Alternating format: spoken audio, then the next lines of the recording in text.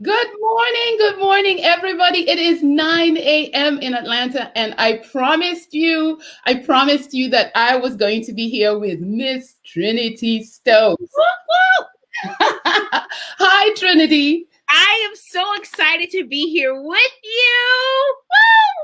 I'm excited too.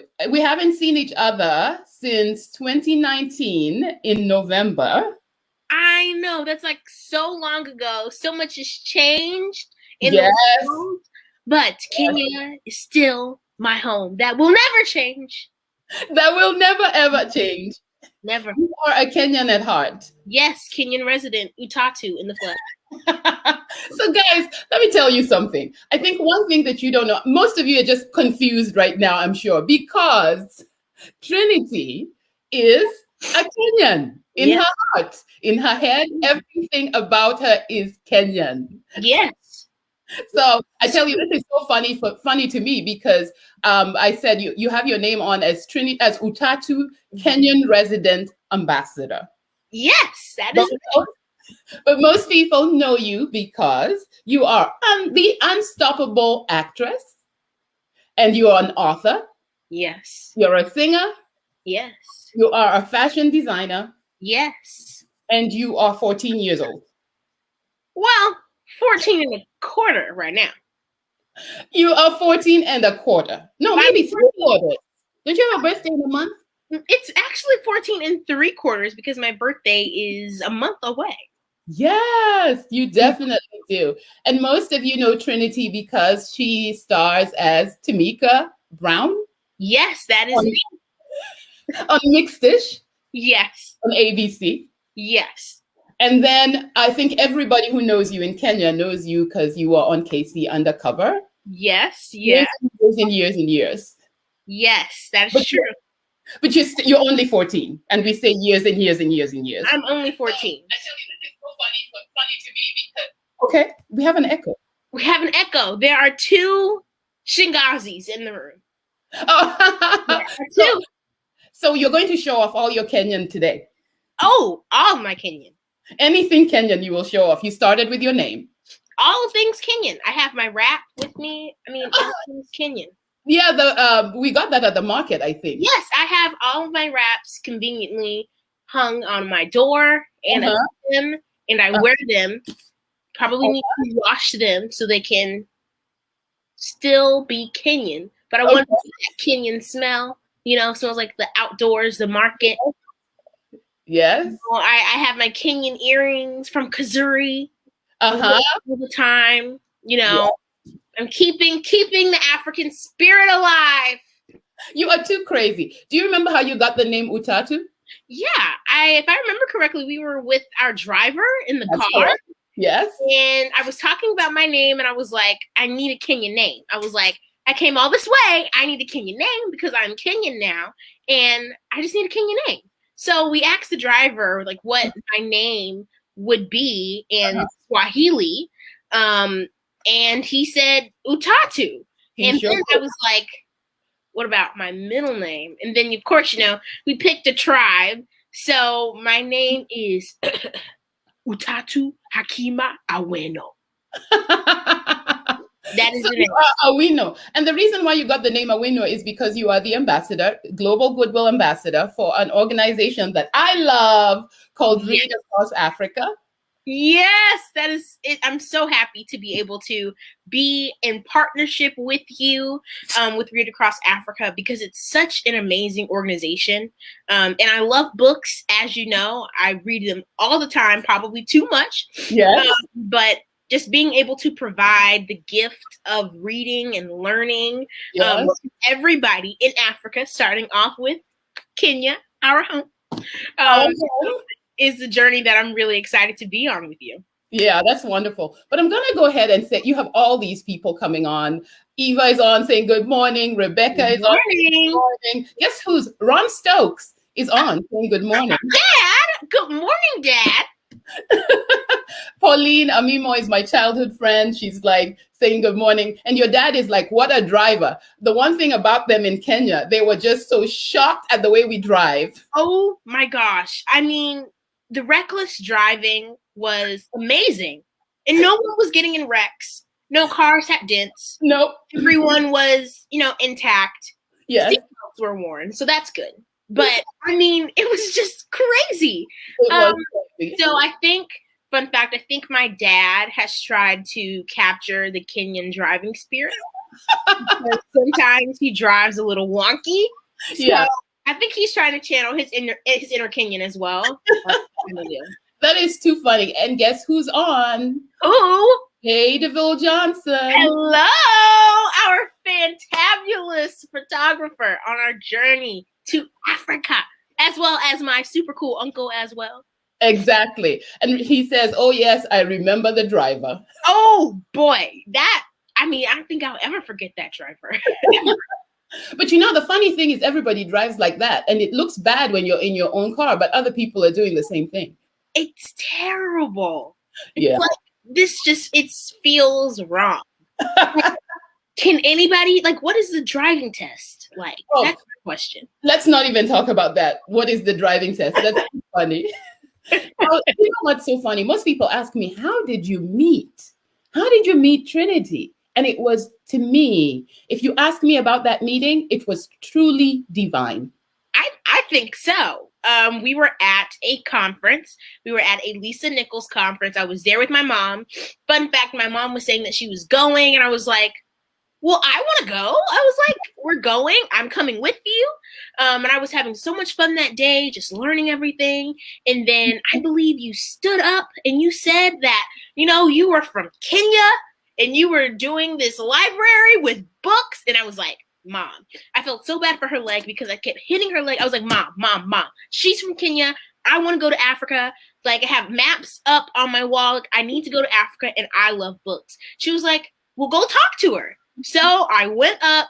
I think, how old was I at the time? Maybe 11. I was 11? Yeah. So I was 11 and I went up to you and I was like, hi. I was like, I'm Trinitee. I love books. I want to come to Africa. And I was like, you might know me from TV. So I don't know if that'll help you make me come over or what. But I was like, I need to come with you to Kenya. And believe it or not, I came with you to Kenya. Exactly. But I think one of the things you don't realize is, for me, when I was in Lisa Nichols' space, I was just growing in the sense that I had discovered my purpose. Yeah. I knew exactly what I wanted to do. But I always tell my classes that God will send the forces, the people, and the circumstances that you need to do your work. Yeah, he will. And he did. Yeah, he really did. Because it was not until that August, I believe, that I was in Lisa's class again, and you guys were there. Yes. So that's an even wilder story. Yeah. Because we went back to that second class, and we were just there. We were learning and listening to everything, and that was like a much, much smaller class. Mm-hmm. You were there again, and I was like, Mom, I'm gonna go harass this lady again because she's taking me with her to Africa. I was like, this is happening. We're doing this, right? Yeah. So I went up to you and I bothered you again about coming to Kenya with you. And we just figured out a way to sort of combine missions and combine ideas and, purposes and intent. And we worked it out. It really, and let me tell you what is the most amazing thing, Trinitee. In Lisa's class, and I love that she does this as a coach, because everything I've learned from coaching, I learned from Lisa pretty much.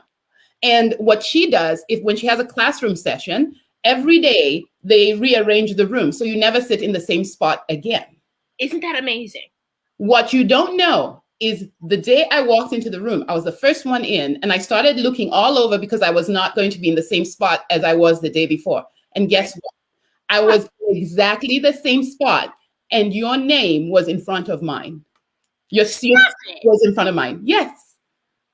Oh my gosh, that is so wild. I didn't know that. I was the only one who was in the exactly same spot. Yeah. Oh, and you sat in front of me because I said, who's this girl? Because I was sitting behind you.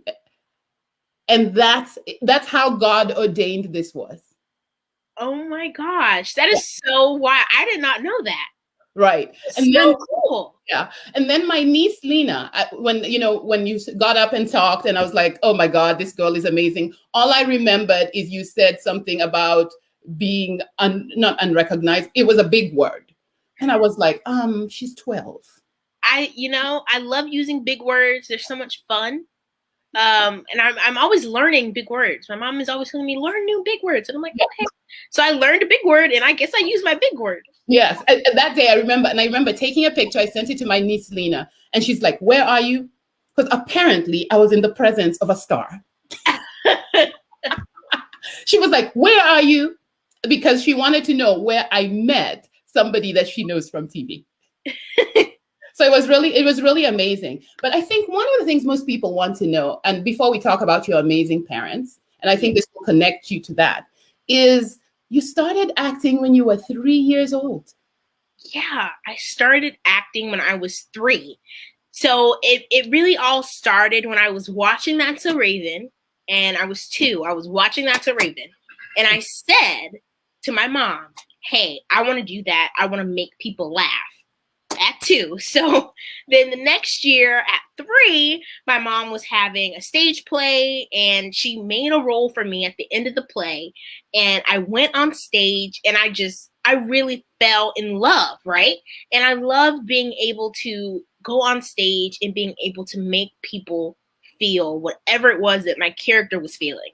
Yeah. So whether that's, happiness, laughter, joy, sadness, whatever it is, I kind of discovered the ability that I had as an actor to make people sort of leave wherever it is that they are, whatever situation they're in, and kind of come with me and this character on a journey to wherever we're going. So I fell in love at 3, and then I, soon joined like a theater stage company, and then I had my very first real commercial at 5, which What was it? Sidebar, this was a fun commercial in a bowling alley for Maxwell Coffee House with Peyton Manning. What? Wildly enough. Who'd have thought? I was like, oh wow, he's so tall. I was like, oh, I'm so tiny. And that's all I really realized. Old, right? So yeah, you were tiny. Right. That's all I realized at the time. And then my agent in Mississippi had a stage, sort of not a stage play, but sort of like a convention where she had lots of different managers from LA and New York. Right. And they were like, oh, we want you to come see us. We want you to come see us. So that summer we went to New York. Terrible idea to go during summer. It was so hot. It was like over 100 degrees.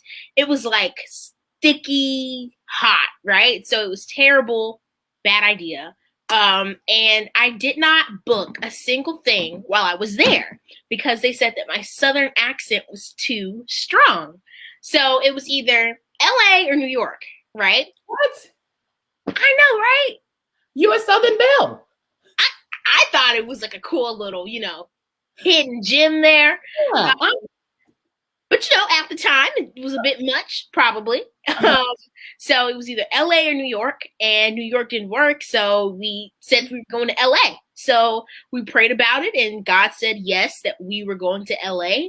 And my parents packed up their lives. They left their family and everything there. We got on the road and we drove to LA. And we did not know anyone here. We didn't have any friends, family, a job, nothing. We just moved here. Then I just started. I started with commercials, AT&T commercials, if I remember correctly. And then I had an audition for Casey Undercover. And it's all been uphill from there. Yeah, and it's kind of interesting because I know there are many moms on here because remember you were making fun of this Facebook app. You weren't supposed to say that, Miss Jean. You were not supposed to say that, Shangazi. Oh my goodness, she started using her Swahili. You guys, be careful. She called me Shangazi. You will not believe it. It's with my school books right now. I actually bought a Swahili to English dictionary. Oh my God, I'm sorry for your parents. It's amazing. I use it quite often. Yeah. It's my new favorite book right now. The Swahili dictionary. Swahili to English. Yes. Is your new favorite book. The front is Swahili to English and the back is English to Swahili. Yeah. So I'm laughing because it was interesting because I said, please come on Facebook Live. And I said, come and talk to the parents because I know the kids are not on Facebook Live. So I'm sure if your kids are with you, type yes, yes, yes, yes, yes in the comments so that we can see who's watching with your kids.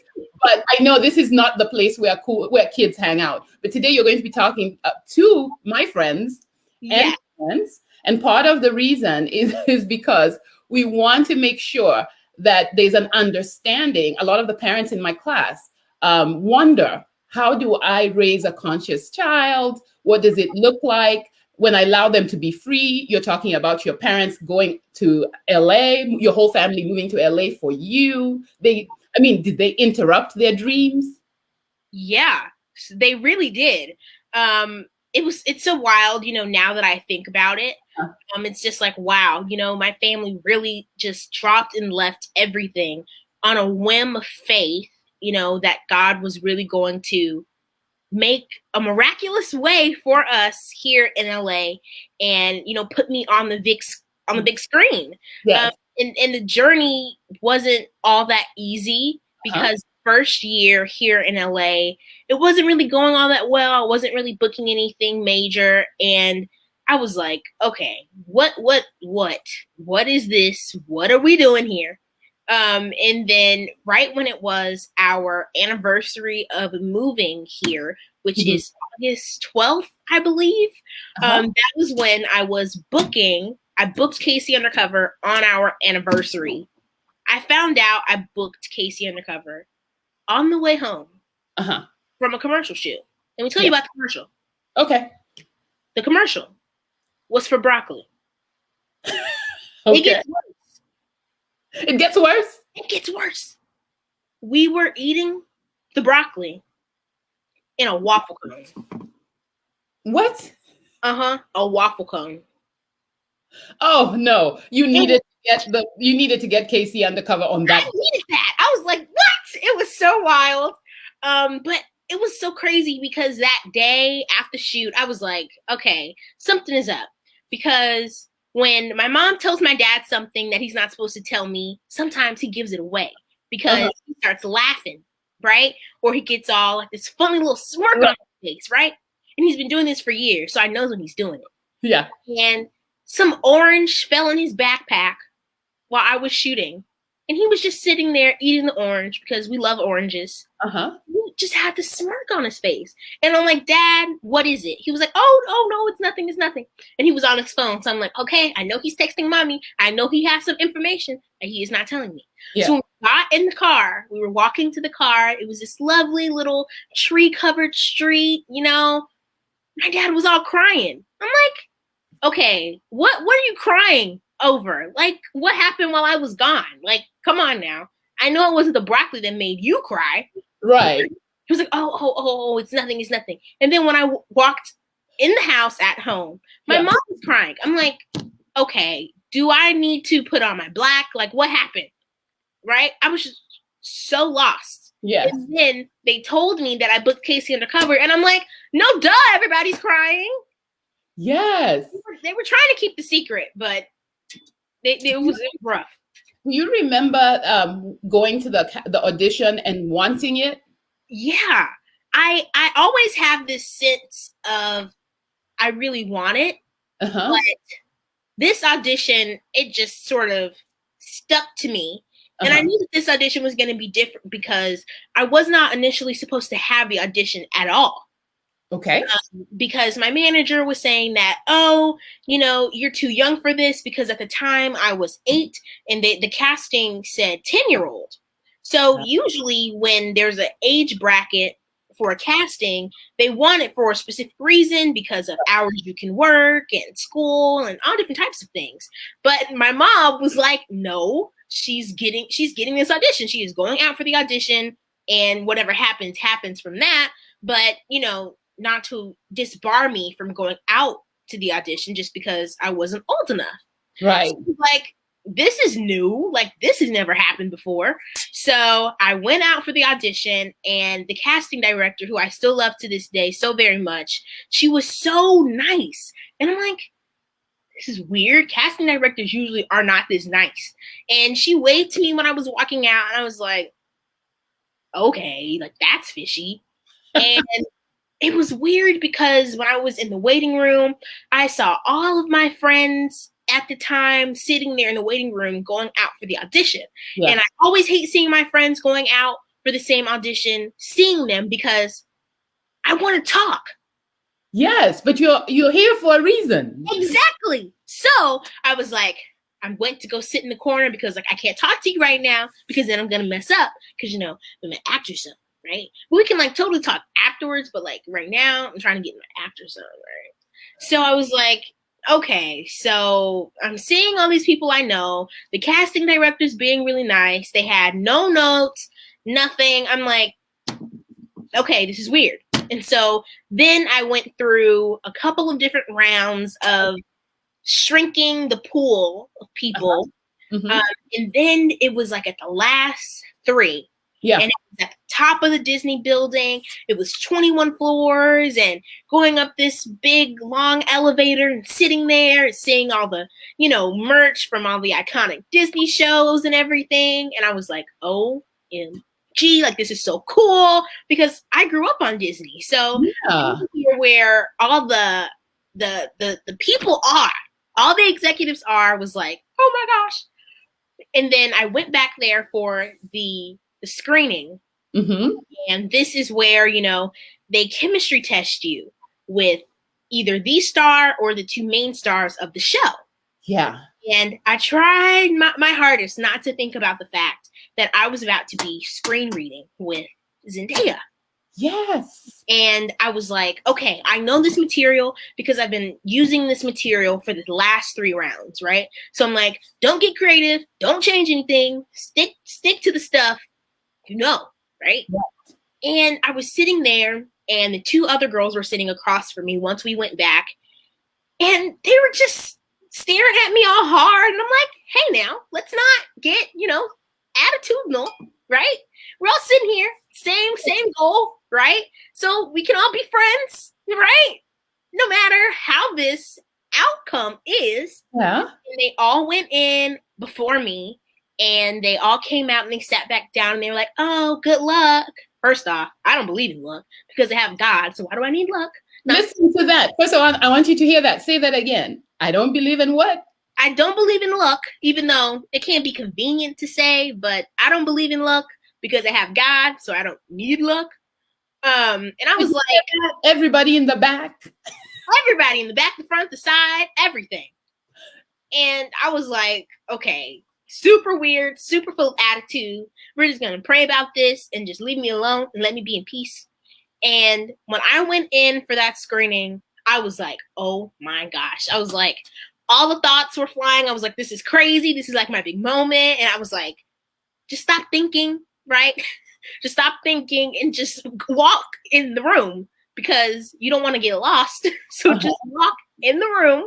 And I walked in the room and it was full of about like 10 or 12 all new people, executives of the show. And I was like, oh my gosh. And I went in and I just had so much fun in the screening and I really had just like a blast. And I was like, wow, this is a lot of fun, And I was like, I really pray I get this. Yes. But I just practiced my habit that I still practice now, which is I pray about it while I'm walking out and I just leave it there at the door because, stressing about it, it's not going to help anything at all. So I left it there.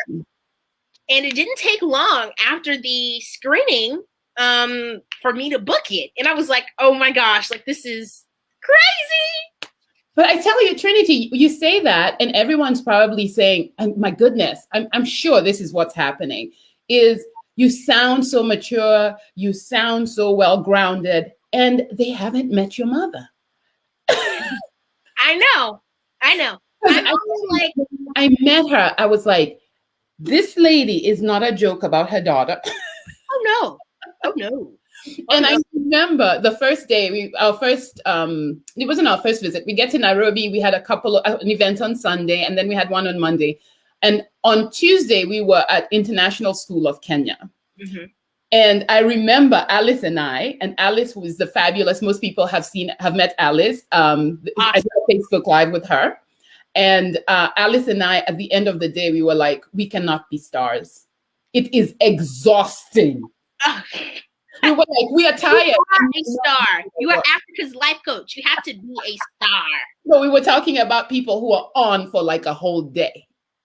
Oh, well, that's different. That's a little different.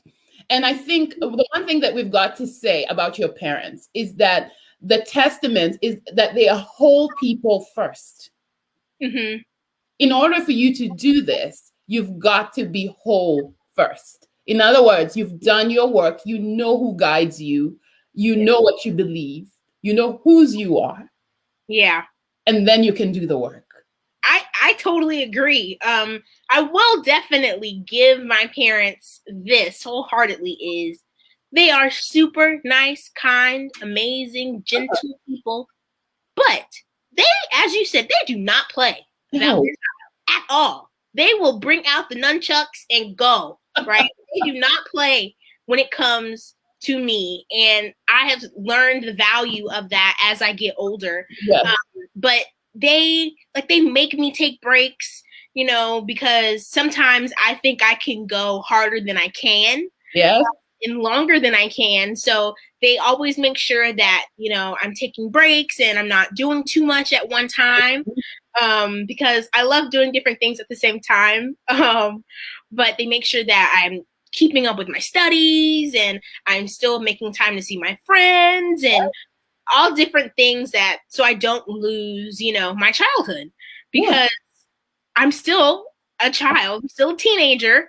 So they still want to make sure that, you know, I'm not losing all of that lovely youthfulness. Yes. But they love me a lot and I love them so much. So it definitely exudes.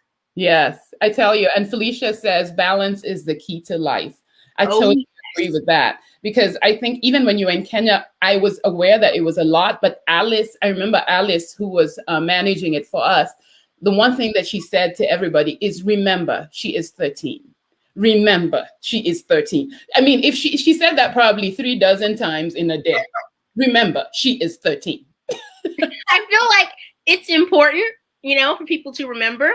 Because a lot of people sort of lose track of that because of, you know, the way that I can hold conversations with adults, which are so much fun to have conversations with adults, like super cool. So many people lose track. But on the trip to Kenya, it was so much fun. But it took me like 2 or 3 days to get the time change. Yes, so 8 hours. The time change, like the first 2 days of time change was killing me. I was like, oh my gosh, what is this? But I was like, I need to suck it up because I'm in Kenya, right? I can take a nap. I am literally in Africa. I am at the homeland, right? Yes. I can take a nap, which I felt terrible about doing because on our last day coming back from Kisumu, we were waiting for the plane because that was like a horrible travel day because the rain, the lightning, and all these little devilish moments trying to detour us. But I fell asleep at the table at Jumpin' Java. I ate my little samosas and I literally collapsed on the table and I went to sleep. I was like, I felt so bad. It was a lot. It was a lot because I think what people don't realize about Kenya is we were on the second flight to Kisumu from Nairobi and we're sitting at the Java at the airport and we see the sun disappearing and the fog came down. We literally watched it happen and then we were grounded for the rest of the day. Yeah. And we didn't get to leave Nairobi until 1 o'clock to go to Kisumu. And we had planned a couple of things. And part of the reason I wanted us to go to that be our first trip is because the whole purpose of when you're an ambassador, basically you're going to use your voice to create an awareness and even raise funds for different causes in literacy. So what was important for me was that you see all sides of Kenya. And I wanted to show you the contrast so that you could see that, number one, some people think that Africa doesn't have cities and all that. And it's kind of yesterday, but there's still people like that. And I Yeah. wanted you to see the contrast. So we left for Kisumu, and the first thing was we went to a school that had no resources, like none, right? What do you remember the feeling around that?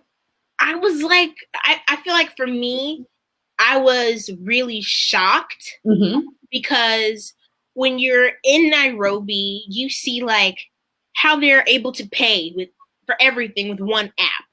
Yes. Or you see how tall the buildings are, and you see how well business is conducted, and you see all these beautiful homes and these great businesses and everything.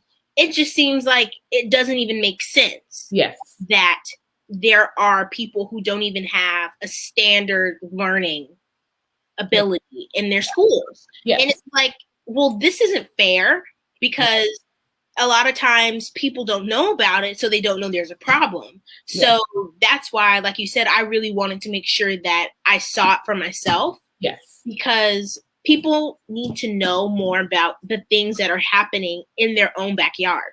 Right. Because not every place and location is as developed as it seems. Yes. Because how can there be, within miles, state-of-the-art schools, right, with more iPads than probably an American school can dream of? Yes. With, specialty lunch menus every day, and, playpens and everything, when there's a school where lights are flickering and there aren't proper textbooks for learning.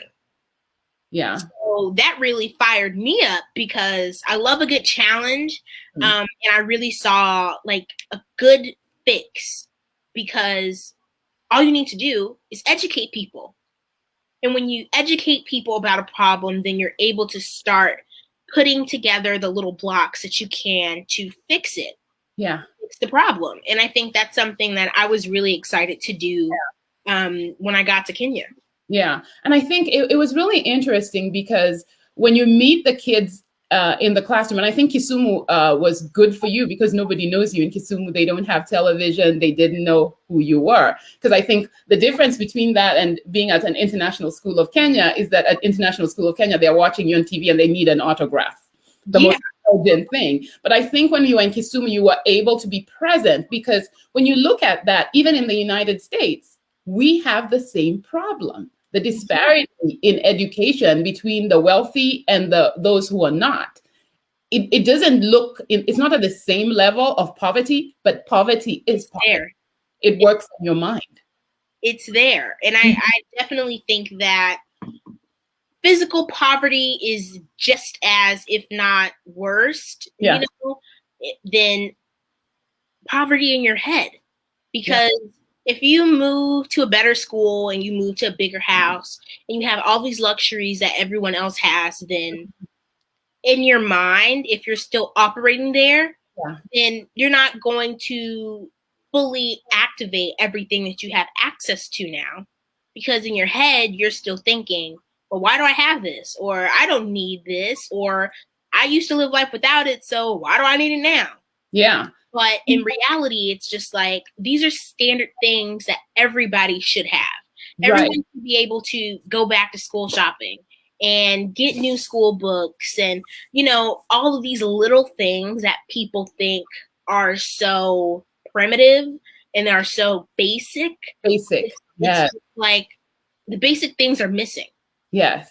And I tell you, Jay says it was an eye-opener. Everybody on the trip, because you did go to the library, and Read Across Africa is in Kisumu, Karating, near Maseno. And so we took a trip down the hill and we went to the library, which was my parents' home, and we converted it into a public library. So the kids in the area didn't even know what a library was when we started. To be honest, some of them still think it's a school. Right? They still think it's a school, and they treat the librarians as teachers, because that's what really happens. The librarians teach them. But we get down there and you see the sheer joy, because they knew there was a visitor coming. It's unbelievable. I have never seen so much just pure, genuine joy from kids. Yeah. It's just okay. Usually kids will eat a Pop-Tart and then they'll be happy. Or they'll go and take a nap and then they'll be happy. But just constant, just pure joy like that, it was so good to see. I was like, wow, this is just unbelievable. And it put such like a focus on how we can act, you know, in small situations where things may be difficult. But it's like, okay, there are people in Kisumu Karating that don't have the simple everyday things, and they're just so happy. Yeah. They are so happy. Yeah, the joy it was a couple of things. I think most of us don't realize this. And I always say to my Kenyan friends, by the way, when you show up in your village, you are their Oprah. You basically symbolize success for them. It's almost like how if Oprah was in your neighborhood and you went to meet her, that's the feeling that people get. You are their Oprah Winfrey. You are the person who has made it. So behave like that and take the responsibility. Because you know one thing about Oprah is she takes responsibility for the fact that she is Oprah and her Oprahness. Yes, she definitely owns her Oprahness. Yes. And so I always say that remember that you have the same power. It's not that Trinitee is in Hollywood, she can do that, or I'm in Atlanta. It doesn't matter where you are. You have the power to be that person for someone else. Everybody has that ability to create change and to spark new ideas. As long as they realize it for themselves. Because you can tell someone how powerful and change creating and monumental they are until you're blue in the face. Yes. If they don't believe you for themselves, you're wasting air. Yes, yes. Martha says, I must go visit Kisumu City next time I go to Kenya. We're like, yes. Yes, come and visit us at Kisumu Karating. Say that again. Kisumu Karating. Oh, yeah. I told you this. That's where you're from, huh? Okay. Now, the one thing that we were doing at the time is we brought books. We brought books to the kids. And the most popular book at our library is your book, Bold and Blessed. Yes. How to stay true to yourself and stand out from the crowd. Yeah. Let me tell you something. This book has everybody in Karating on their way to America. Oh, goodness. So funny. They're trying to come to America. I'm trying to come back home. That's the funniest part about this whole thing. You're trying to go back home and they're trying to come to America. Whenever I go to the library, the one thing is our books look like this when you gave them to us. Yes. They are worn out. They are well read. Okay? Aww. Those books, the pages are all turned in. I mean, they love the book. That makes me so happy. It really does. Yeah. Now, the interesting thing is this book is also going to be used, and we're actually using it. We'll be talking to Alice later. She's using it to coach teenagers in Nairobi. Yes, I am, which is so exciting. Now, the interesting thing is when you were writing the book, you had no idea that it would be used as a guide for a coaching class.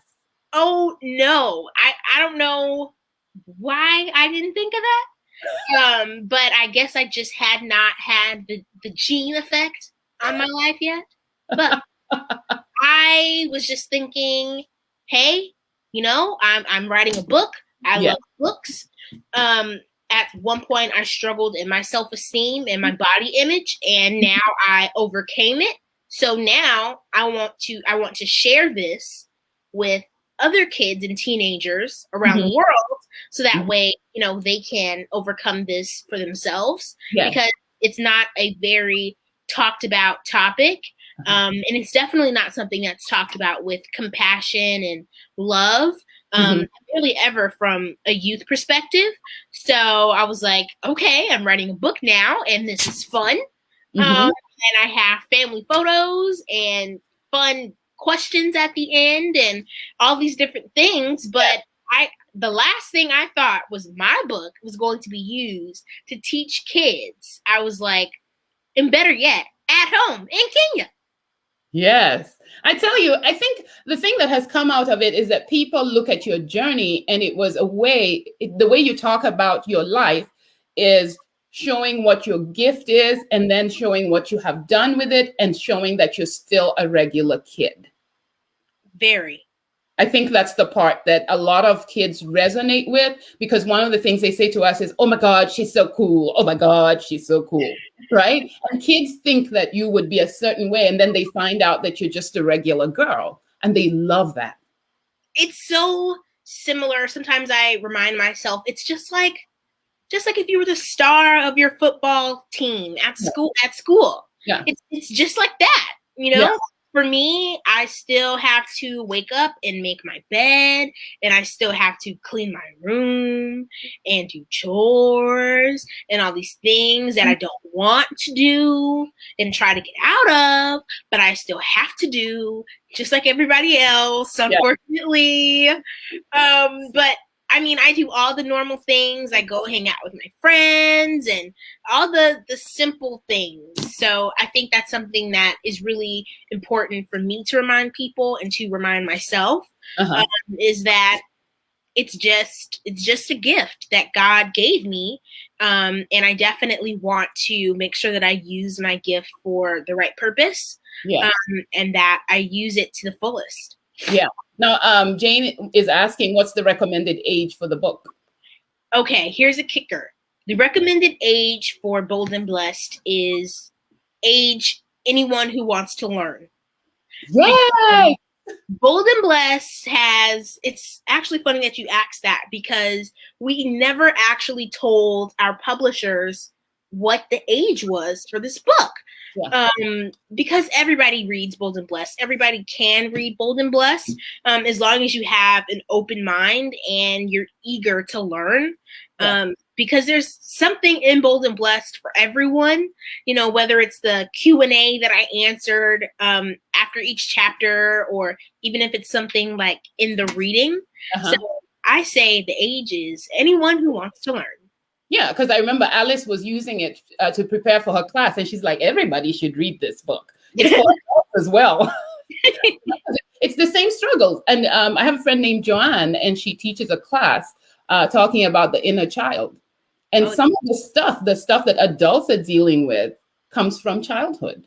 So yeah, go back and see who you were. And if we prepare you through childhood, then maybe you'll leave some of your stuff in the and not carry it with you. You're like 75 years old and saying, when I was 5, I was hurt. You know, we want to heal those things and avoid them so that you won't even have to heal them. Heal, avoid, and rebuild. I know. I tell you, this is a really cool book. And I'm going to bring Alice in because Alice is coaching the next generation of African teens. Yes. So we had this big idea, and Alice is just like my best bud. She's like the perfect person. She knows everything. Whenever I'm in Kenya, you know, I've lived in the US for 30 years now. I don't know why. You can just go back to Kenya and take me with you. I know. And so I've lived here for 30 years. So when I go back to Kenya, I don't know a lot of things because I have missed out on things changing. And I call Alice for everything. And we were talking about coaching, and Alice was in my coaching program. I have one called Design Your Life. As a matter of fact, I have a new class starting on April 21st, one for women. And then on April 22nd, I have a class for men. Ooh. Yes. This will be my first time. And Alice and I were talking about coaching, and she loves teens. She loves the younger crew. And so she said she was going to start coaching them. And what better book to use than Bold and Blessed, especially because you brought some with you to Kenya, and we still have a few. So for those of you who are in Nairobi and looking for a book, you will not find them at Textbook Center. Alice can get you a copy. But even bigger than that, I think one of the things that was really cool about Alice's idea is she wanted to make sure that the kids in Kenya, teenagers who are growing up in the city, understand their own gift, know how to use it, and then also serve others using that gift. Yes. Right? I think that's the whole purpose of having a gift, Right. is to serve others, because using a gift for self-serving, I mean, if you have a gift to sing and all you do is sing to yourself, I mean, that's a little selfish. That's kind of weird. It's very weird. So I think the best way really to use your gift is to serve others. And that's something that I thought was super unique in this coaching class, is when I popped in for the first session. Wait. Let's get Alice in before you talk about the class. Secret. I can't talk about the class because I didn't pop in. Oh. You and Alice did this. Secret. She's laughing. Oh, hi. I'm here with both Shingazis. This is live and in the flesh. In flesh. I'm so excited. Hi, everybody. Alice is always so happy. This is Alice every day. I know. All the time. She's more happy than me, and I love it. It's the joy. It's the joy. It's the joy. So here's Alice started this class, and she started using your book, and then guess you are a surprise guest on the first day of class for her coaching students. Uh-oh. There's two of you in the room. I know. Yes, I popped in on the first session of class, and I was super surprised at the ideas that the kids had, because the question that Coach Wandigi gave our students was, what is your idea? What do you want to, how do you want to change the world? Right? And I was so surprised at what the kids had to say, because they were saying, save the earth, reduce the plastic, I mean, protect the ozone, and all these amazing things, reduce fossil fuels. Auntie Alice, we can't see you. Oh my goodness, we're losing her. Oh. No, but we can hear you. Can you hear me? I'm right here. Yeah. I've just come from backstage. My cam is on. I don't know. Let's see. Let's try this again. So tell them. So I'm gonna try and put Alice back on, but just keep talking, and we'll see. Yes. And I was just super surprised a little bit, because I knew that everyone had some great ideas, our students in Kenya, but it was just so amazing to hear these ideas, because just wow, right? That these kids have these amazing and big ideas, but they don't know what to do with them or how exactly to use them. Yeah. So that's something that I'm so glad, something that's going to hopefully come out of this amazing coaching with Coach Wandigi. Coach Wandigi, yes, that is her name. And the kids really love it, because I think one of the things they were really inspired that, number one, you took the time to show up and encourage them to do this. And then the second thing is, you were looking for kids who were going to help you be the ambassador for Read Across Africa, right? And so we're looking for kids to help kids. And it was just amazing to start this conversation. And the path, because Alice is still frozen, so I'm going to just tell you what the path is. You come into Alice's coaching class as a student. You learn using Bold and Blessed, right? And so you learn the principles, because we are saying Trinity's mom and dad did such a good job with her, and they put it out in a book.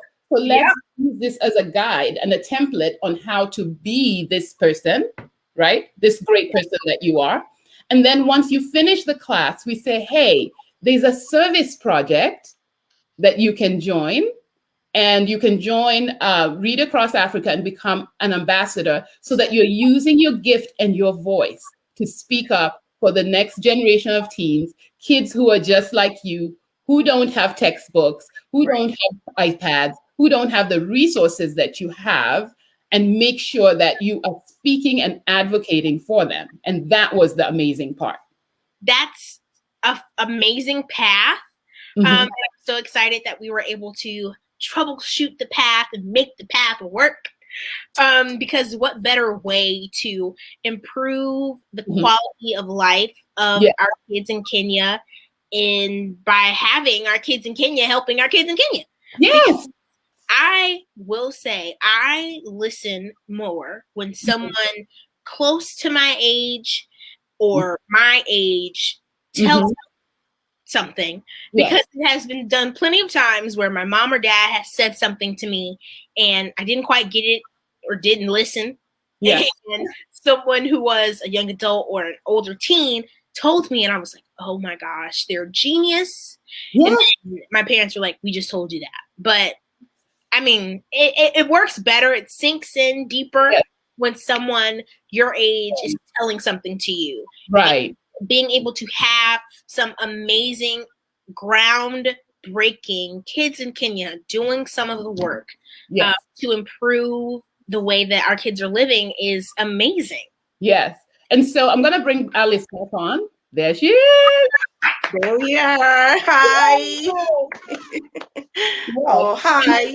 Yes, Alice, I think we just went through and talked about what you're doing, the path to becoming a Read Across Africa ambassador. Alice will coach you to be the best that you can be and help you discover your gift. And then you'll start to implement your gift. Yeah. And then the path is for you to become a Read Across Africa ambassador. As a Read Across Africa ambassador, you are now speaking, using your voice and sharing your gift to ensure that you're speaking for the rest of the kids who don't have access. Right. Correct. Now, Correct. what has been the biggest thing for you in the class you've enjoyed? So it's an 8-week program. And obviously Trinity has talked about her coming into class, the first class, the introductory class, and that was just a starter and a half. I think we're still high on that introductory class.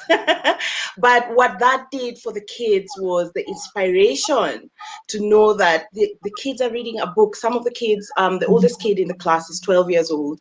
And one of the things she constantly keeps saying is, I can't believe Trinity wrote a book when she was my age. I'm still having trouble finishing my essays in school and my homework in school. So the direct thought that I should be doing a little bit more, I should be pushing myself a little bit more, I should be thinking more critically for the kids is what's the biggest thing for me. The inspiration behind it, the motivation behind it, it's just a marvel to watch. So we are now halfway through. We've done 4 weeks. Actually, this morning we did our fifth session. Yes. And just the fact that the kids are reading the book. Some of them, we're reading it together, but some of them have finished it. So they're literally going back. Oh, wow. They make mistakes in the class during the recap. They're like, when Trinity went to see Obama, and I'm like, we haven't reached there yet. When did you reach there? And so that's how exciting the book is. And then over and above the star stuff in the book, the reality of who Trinity is as a little girl is so relatable to most of the kids in the class, where they're talking about, I've had to be shunned in certain spaces, in rejection. So we talk about that, because what it is that there's so many best practices that Trinity is talking about in her own life that now the kids, especially the urban kids, are able to pick up and say, you know what, this is something I've gone through. So like this morning, we're talking about friendships, and some of the kids are talking about lonely benches in their school. And two of them said, because of how Trinity has reacted to friends and how she has made friends, when you talked about your twin friends and your triplet friends in the book, they've related to a lot of that. And they're like, we're going to change the name for our lonely bench in school and call it a friendship bench. So I was like, oh my God. And this is things they're coming up with by themselves. So there's a lot. I can go on and on about what the book is about. Yeah. I think Trinity, this is because you stood in your gift, others are able to shine because they saw you shining. And that's for everybody. Shine where you are so that others get the permission to shine, right? You give others the permission because they say, if you can do it, why not me, right? Why not? Exactly. That's really, and that's for everybody. It's adults, for kids, for everybody. Yeah. Right? I mean, if you look up at the stars, something fun that I like to think about. Yeah. If you look up at night at all the stars, you don't only see one star shining. It takes about 5 different stars to make a constellation.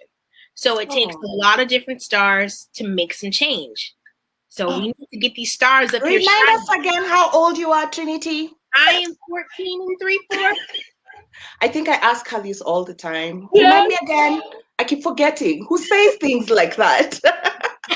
But you're right.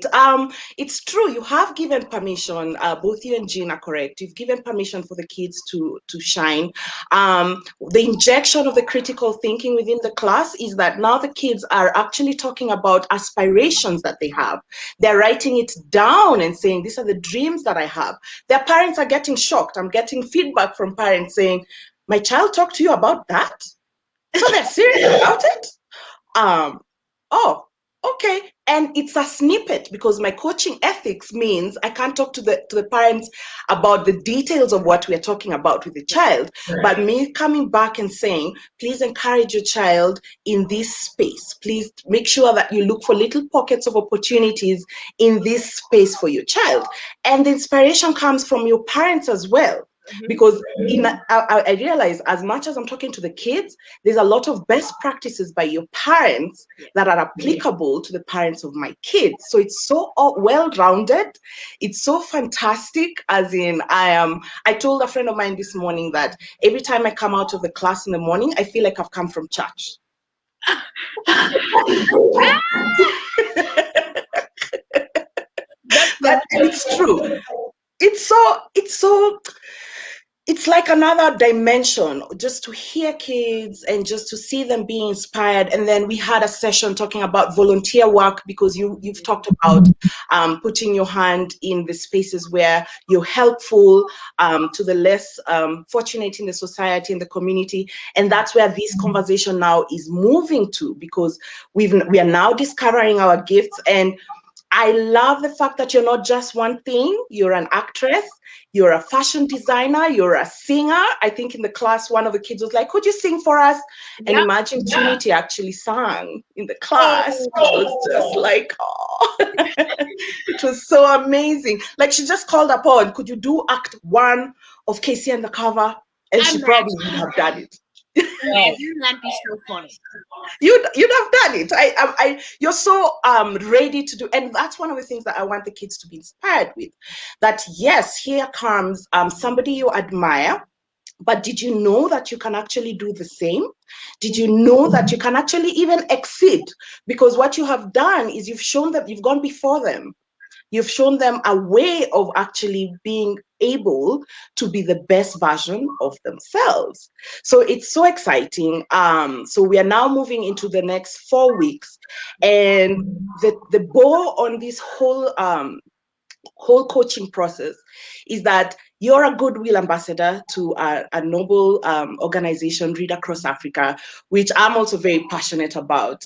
We've seen the work that is happening on the ground. So it's not something far-fetched for me, for you and I, Trinitee.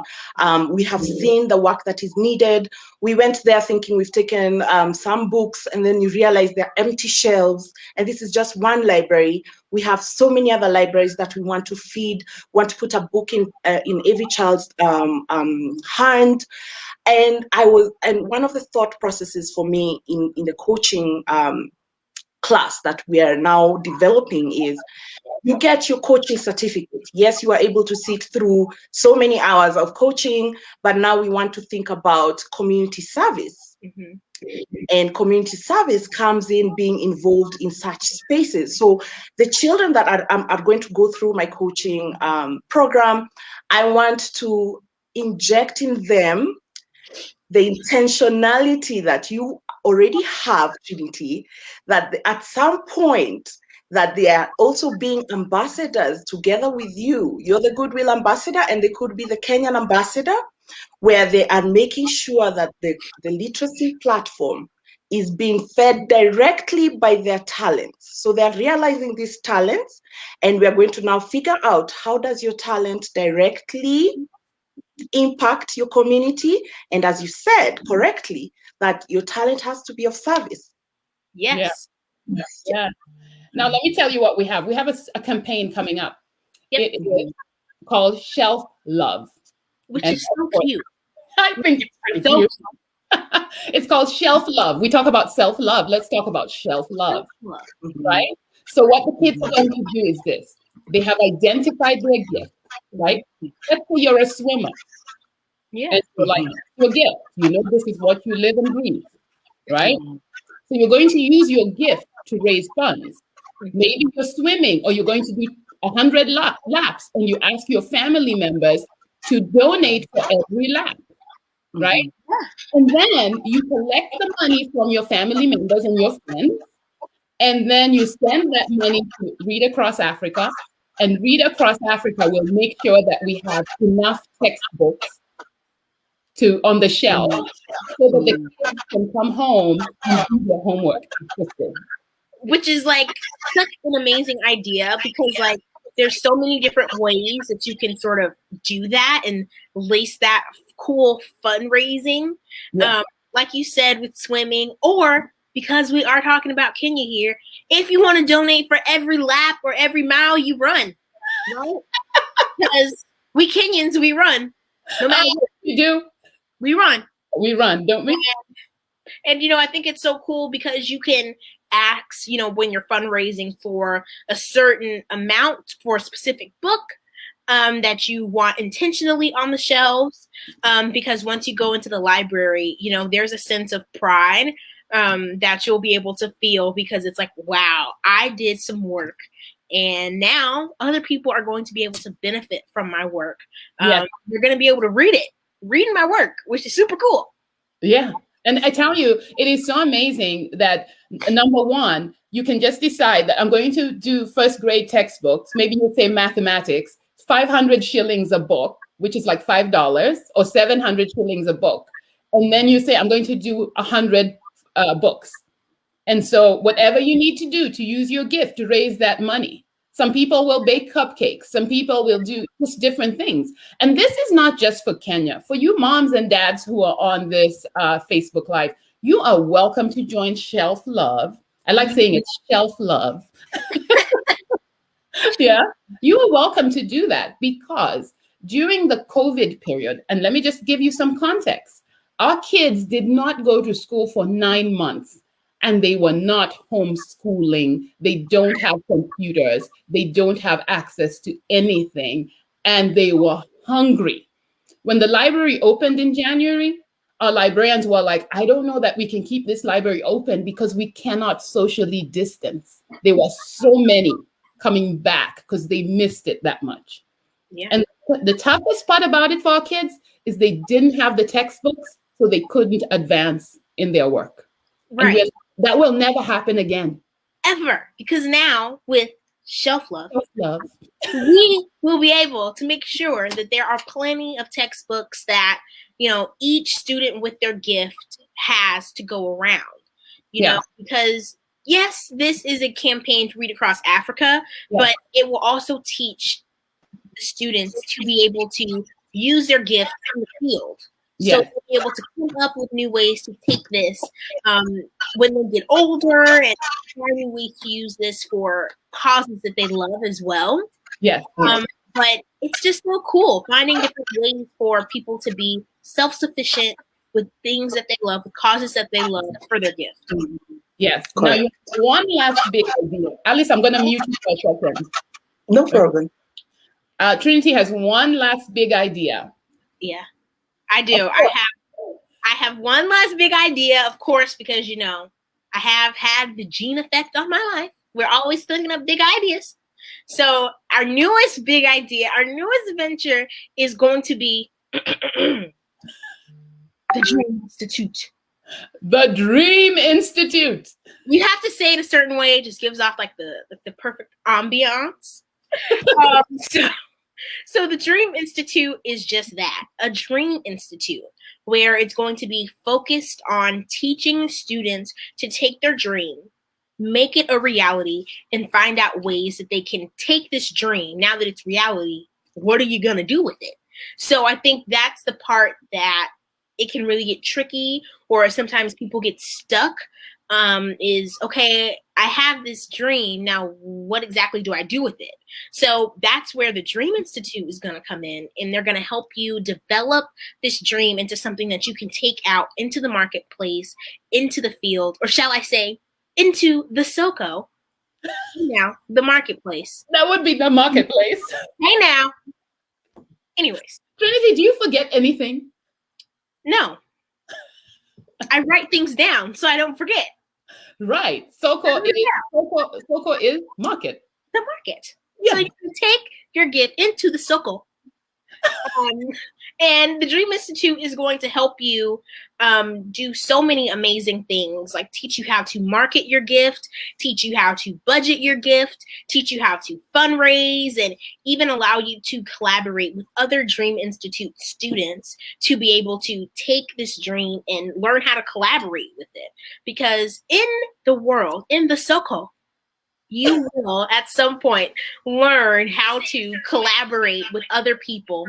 And that's something that the Dream Institute is really going to sort of allow our students to do. And it really is the place where your dreams become a reality. Yeah. And that is the Dream Institute, where you take your dream from your head, you put it on paper, and then you find a way to learn how to take your gift to the world.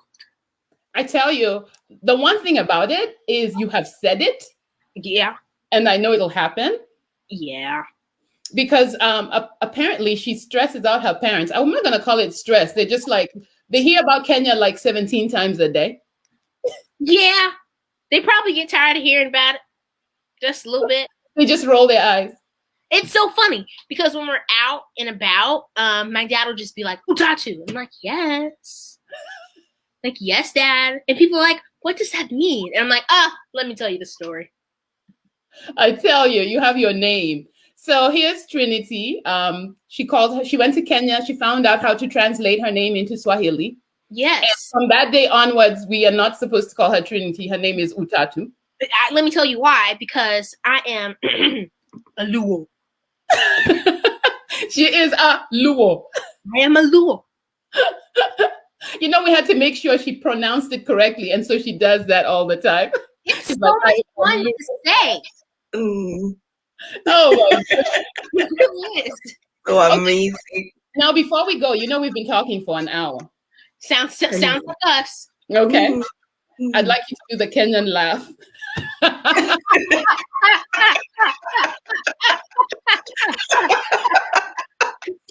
Oh, dear.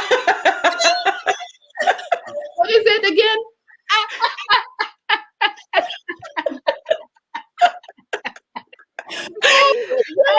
You nailed it. So I'm telling you, I heard that laugh so many times. I told you we laugh from our stomachs. We laugh from inside. Yes. Mm-hmm. It comes out from there. Mm-hmm. Of course, now I laugh from my stomach because of course, it's only natural. I'm Kenyan. Don't fight the feeling. I can't fight the feeling. And so now, when I'm up and I'm ready to go for my exercise, I push myself to run more, run farther. Well done. Because well done. And we run and we win. We run and take your heritage in and live it live. Bring it all in. Yes. Oh my God, that is hilarious. Yes. Hilda said, that's it. She's one of us. Oh, yes. Oh, yes. Mm-hmm. So it was so funny to me because I'm just going to say that we had just come back. We were where did we go for the safari? We went to Nanyuki. We went to Olpajeta. Mm-hmm. We went to Olpajeta. And Trinity hears this lady laughing, and then she does the laugh. And she says, Kenyans laugh like this. Yes, they laugh like this. And when I'm talking to people about Africa, I'm like, do you know they laugh like this? It's so cool. Like, do you know they laugh like this? I'm sure the Kenyans on this Facebook Live had no idea that there was a Kenyan laugh. But ever since you said it, I see it all the time. It's just inevitable. Now that you see it, it's just like, oh my gosh, there it is. Catherine says we laugh from our stomachs, from our toes. Oh yes, correct. All the way down. You just bring it up. Trinity, we are Lovely. so inspired by you. Yes. We're so honored to know you. I'm just so happy that I now have. For one, I don't even need ancestry DNA anymore because I'm Kenyan. Hey now, I'm Luo. Are you a Luo? I am a Luo. And Mhm. now I have my Shingazis, I have my tribe, I have my people, and I have an amazing mission to go along with that. And I am just so happy. Yes. And I cannot, the one thing about your mom is she stays in the background, which is so unbelievable to me. You know, I want to say you have the best parents in the world. yes, I do. Your dad, True. Stokes, is on, and your aunt, Vanessa Curry Jones, Oh, is hi. yes, your dad is saying hi to her. Oh, here she is. She said, "We run and we win." Oh, yes. Yeah. Right? And I tell you, this is so inspirational.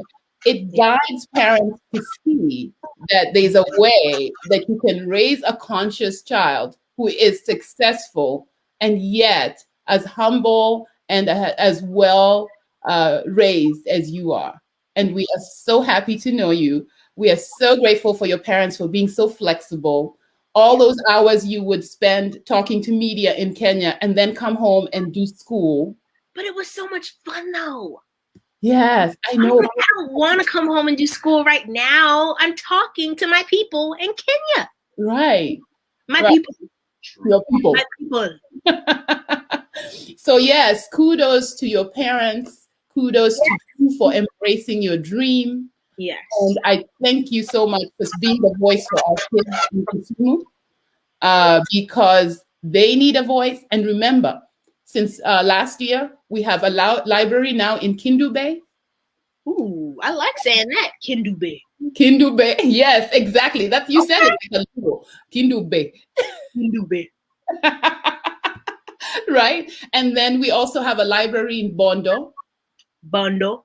And I tell anyone who's ready to open one, I now know how to do it in a very simple way. Yeah. Right? We no longer have to, construct a house. What kids need is a space where they have books, an adult who will guide them, and a place that is loving and kind for them to show and learn about their gifts. Yeah, that's it. All That's all you need. That's all they need. We don't have to have a fancy building. We don't have to have all that. If you have a space, a room where you can house these books, the kids will come. They have no problem sitting under trees to read their books. And they just need a place where they can come and be children. And I'm glad that you supported us in doing this. I am so overjoyed that I can be a part of this amazing, amazing mission, making some history. Yeah. Being Kenyan while I'm doing it. Yes. Yes. Thank you so much. I know it was 5 a.m. when you got up. Trinity's in LA. She's 3 hours behind. No, I am in LA, but my head is in Kenya. So I just have to go ahead and get up, you know. Alice, she's more in Kenya than you'll ever be. I know. I've accepted it. I know. It's not a surprise. For those of you who want to sign up for Alice's class, Alice has a new class coming up. And these are people from Kenya because I was thinking, and I'm not going to say just limited to Kenya, the time zone is a thing. Time difference. So for those of you, especially in Kenya, who want to sign up for Alice's class, Alice, when is the next class? I have the next class starting next week on Saturday, which is the 20th. Yes. Kenyan time, 6 p.m. to 7:30 p.m. So class is still open, hoping to close that class by Wednesday. Yes. So if you have nieces, nephews, you don't even have to have your direct children. You can sponsor your child. You can sponsor your neighbor's child. Just let them come in. It's so exciting. We are going places. Yeah. And what I'm going to do is post Alice's contact on this thread. So please look for it. And so Alice has that one class coming up. I have Design Your Life. Her class is called Discover Your Gift for teenagers. And then I have Design Your Life for Women. And that is on April 21st. I have Design Your Life for Men on April 22nd. And for those of you men who need this opportunity to design your life, you are absolutely welcome. I tell you, Don said Trinity's Luo accent is so spot on, even Jean can't match it. That's it. True. Love it. That is funny. And Benita is also on the West Coast, and she has been actively commenting, just loves this space. And she also is in Seattle. She woke up early to make sure that she was on there. Trinity, we love you so much, and we cannot wait to be in Kenya together again. Yes. Yep. Yeah. I'm so excited. I love you guys so much. My Shingazis. We love you right back. Whoop, whoop. We love you right back. You have aunties in the States and you have aunties in Kenya. So there's no aunties over here. They're just like, I'm a Shangazi, I'm a Shangazi, I'm a Shangazi. we're all Shangazis. Yes, we're all Even your aunties in the States, teach them the word Shangazi. That's who they are. Exactly. Okay, I'll wait to see you guys again. Alice, I love you. Trinity, I love you. Love you. Love you so much. Thank you. Thank you. Thank you. Bye. You'll be on still with me after we'll do the after show after I end this broadcast. Yes. Okay. Yes.